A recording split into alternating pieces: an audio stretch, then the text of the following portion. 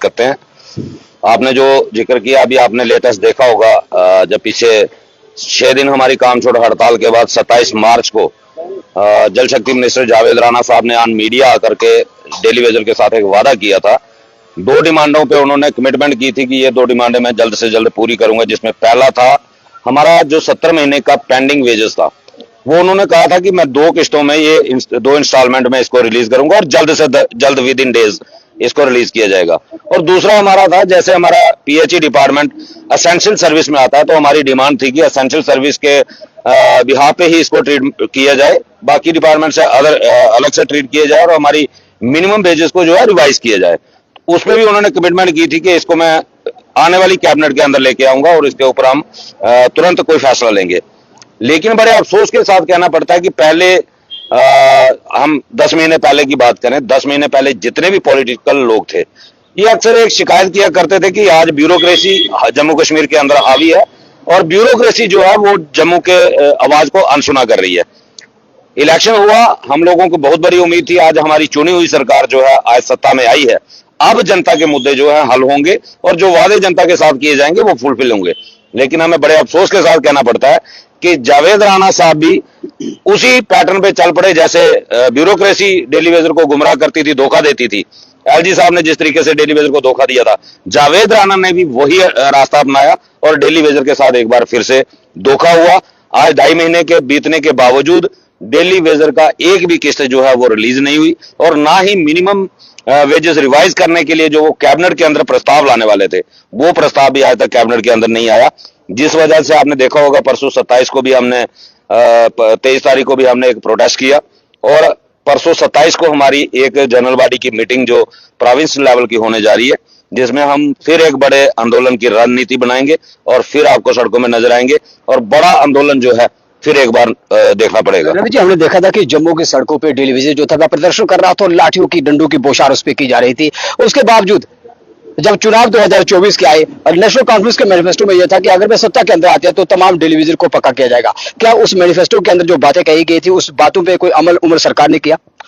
देखिए, उस पर अभी तक तो कोई अमल नहीं किया गया। जो जनता के साथ वादे किए गए थे, लेकिन जो वादे नहीं किए गए थे उन पे अमल हुआ।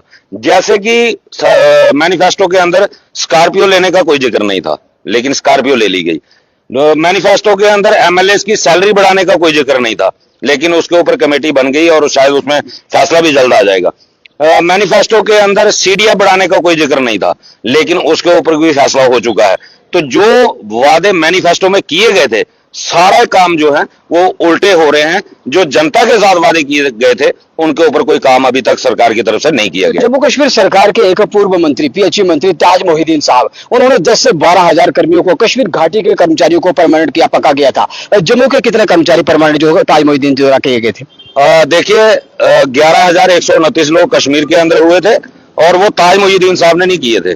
वो उस वक्त पीडीपी और कांग्रेस की सरकार थी और पीडीपी के खाते में था पीएचई डिपार्टमेंट। ये 2004 की बात है। तब 11,129 कश्मीर में हुए थे और मात्र 855 लोग जम्मू में हुए थे। और मुझे लगता है कि ये एक सबक था जम्मू वालों के। ये कौन सा चश्मा सरकार ने पहन रखा है कि 11,000 कश्मीर में और 100 के करीब जम्मू में? ये कौन सा चश्मा है? देखिए, इसके लिए मुझे लगता है कि ये जो पॉलिटिकल लोग हमारे सरकारें चलाते हैं, इनको समझना चाहिए। कश्मीर बेस्ड पॉलिटिकल पार्टियों की सरकार थी, उन्होंने कश्मीर को खूब बेनिफिट दिया, देना भी चाहिए। जिन लोगों से वोट लेते हो उनको बेनिफिट देना चाहिए। हमने जम्मू वालों ने वोट दिया था भाजपा को और भाजपा पिछले लगभग 10-11 साल तक सत्ता में रही, डायरेक्ट इनडायरेक्ट। भाजपा ने जम्मू के लोगों को कोई फायदा नहीं दिया। हमने ये सबके सामने ये बातें रखी थी और आज जो उनके सीनियर लीडर हैं श्यामलाल शर्मा जी, ये कई बार ये टेबल पे ये बातें बोल चुके हैं मीडिया में कि कश्मीर ने ले लिया, जम्मू वाले रह गए। भाई, आपके पास भी तो मौका था जम्मू को देने का, आपने क्यों जम्मू वालों को नहीं दिया? अमला जी तो कहते हैं कि मैंने आपके लिए अपनी कुर्सी छोड़ दी, मंत्री पद छोड़ दिया था। नहीं जनाब, हमारे लिए कुर्सी नहीं छोड़ी। हमारे लिए कुर्सी छोड़नी नहीं थी, हमारे लिए साइन करना था फाइल पे। कुर्सी छोड़ने से हमें क्या फायदा होता? हमारा तो नुकसान हुआ ना कुर्सी छोड़ के। अगर उस वक्त फेज मैनर में हो रहा था, वो फेज मैनर में कर देते थे। तो ये कहती है कि जो बैक डोर एंट्री का आप पे एक काला शब्द यूज किया जाता था, उसको हमने हटा दिया। आप सब लोगों को बायोमेट्रिक के माध्यम से किया, 9,000 तनख्वाह हमने की। क्या भाजपा ने की कि पीछे सरकारों ने की 9,000? पहली बात तो ये है, बैकडोर एंट्री का जो शब्द है ये भाजपा के ही नेताओं को द्वारा दिया गया है, ये किसी और ने नहीं दिया। अगर बैकडोर डेली वेजर को बोला गया तो वो भाजपा के नेताओं की तरफ से बोला गया। दूसरी बात ये है कि भाजपा कहती है हमने 9,000 किया, तो मैं ये पूछना चाहता हूं 94 से लेके हर 3 साल के बाद मिनिमम वेज रिवाइज होता था, वो कौन करता था? ये minimum revision of minimum wage act है, 1948 में बना था। ये तब से हर 3 साल के बाद मिनिमम वेज रिवाइज होता है। इसमें भाजपा का कोई भी रोल जो है वो नहीं था 9,000 पहुंचाने में। हाँ, एक रोल जरूर था, पहले 3 साल के बाद होता था, भाजपा ने एलजी को बिठाया और पहली बार 5 साल के बाद हुआ। यानी कि आपको फिर से पीछे खड़ा कर दिया, पिछले कतार में आपको धकेल दिया। बिल्कुल, भाजपा ने नुकसान ही नुकसान किया। फायदा देने के बहुत सारे मौके थे, वो जम्मू के साथ वो भेदभाव जो कहते हैं ना कि भेदभाव होता है, वो खत्म कर सकते थे, लेकिन किया नहीं। ये आप ये बताइए कि जिस तरह से आपने कहा कि आगामी रणनीति आपकी तैयार है, फिर से एक आंदोलन होगा, जन आंदोलन होगा और सड़कों पे पीएचई टेलीविजन निकलेंगे।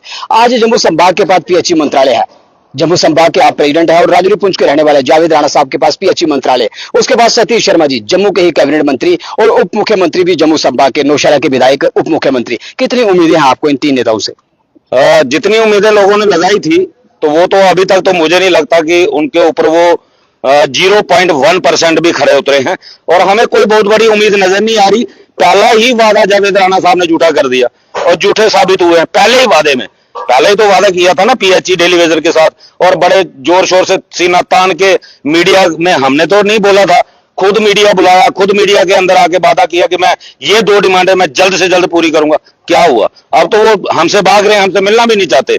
अब तो बहाने बनाते हैं कि मैं बीमार हूं, मैं मिल नहीं पा रहा हूं, मैं बिजी हूं, मैं आज मिलता हूं, मैं कल मिलता हूं। तो इससे क्या उम्मीद करेंगे? ये क्या टेलीविजन को देने वाले हैं? इससे नहीं लगता कि इतनी जल्दी ये सरकार जो है वो टेलीविजन के कुछ देने वाली है। और जिन 3 लोगों के आपने नाम दिए हैं, तो मुझे नहीं लगता कि जम्मू वालों को कुछ बड़ी उम्मीदें इनसे पालनी चाहिए। अगर इनको कुछ देना होता तो 10 महीने का टाइम बहुत ज्यादा होता है। 10 महीने में कुछ ना कुछ, वो कहते हैं कि पूत के पांव पालने में ही नजर आ जाते हैं। अगर वो जो कहते हैं first impression is last impression, ये पहले ही दिख जाता है कि ये जम्मू के लिए क्या कर सकते हैं। आज सब खामोश हैं यार, क्या आपके टेलीविजनों का सबको वोट मिला है ना? इन लोगों ने तो मैनिफेस्टो में रखा था।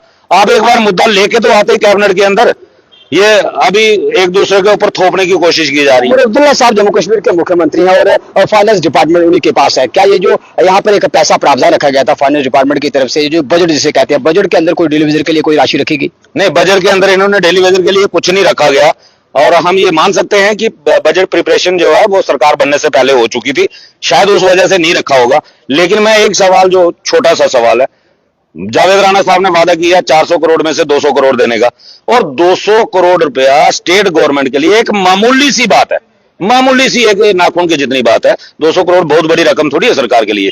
जो सरकार 200 करोड़ दे नहीं सकती, उससे हम रेगुलाइजेशन की उम्मीद पालेंगे, ये हमें रेगुलराइज कर देंगे, तो मुझे लगता है कि ये अपने आप को धोखा देने वाली बात है। चुनावों से पहले रवि जी, चुनावों से पहले पीएचई डिपार्टमेंट का वो आंदोलन, उस आंदोलन में हमने सुना था कि आपने कहा था कि बीजेपी ने हमारे साथ धोखा किया और आने वाले असेंबली चुनाव के अंदर भाजपा के खिलाफ प्रचार करेंगे, मतदान करेंगे। तो ये जो सरकार है, इसके नाम क्या संदेश देंगे? अभी तो इसके जुम्मा 8 दिन हुए, ये कोई हमारे रिश्तेदार नहीं है। अगर हम देखिए, मैं स्पष्ट बात करता हूं, मैं शुरू से लेकर भाजपा को वोट देता था, लेकिन जब भाजपा ने काम नहीं किया तो हमने भाजपा का विरोध किया। अब ये काम नहीं करेंगे तो विरोध इनका भी होगा। ये मत सोचें कि खाली भाजपा का विरोध हो सकता है, विरोध उनका भी होगा और पूरे जोर शोर से होगा। आखिरी सवाल रवि जी आपसे कि आप राजौरी पुंछ के इस समय टूर पे हैं और पुंछ जिला के जो आपके पीएचई यूनियन के अध्यक्ष हैं, उनका बयान मैंने सुना था कि 10 कर्मचारी 1 माह में उनके रिटायर जो थे हो चुके थे। क्या ये जो रिटायर कर्मचारी हैं, उनको जो पेंडिंग वेजेस का लाभ मिलेगा? जिस तरह से आपने बताया कि 5 से 6 वर्षों से पेंडिंग वेजेस थी, क्या उनको लाभ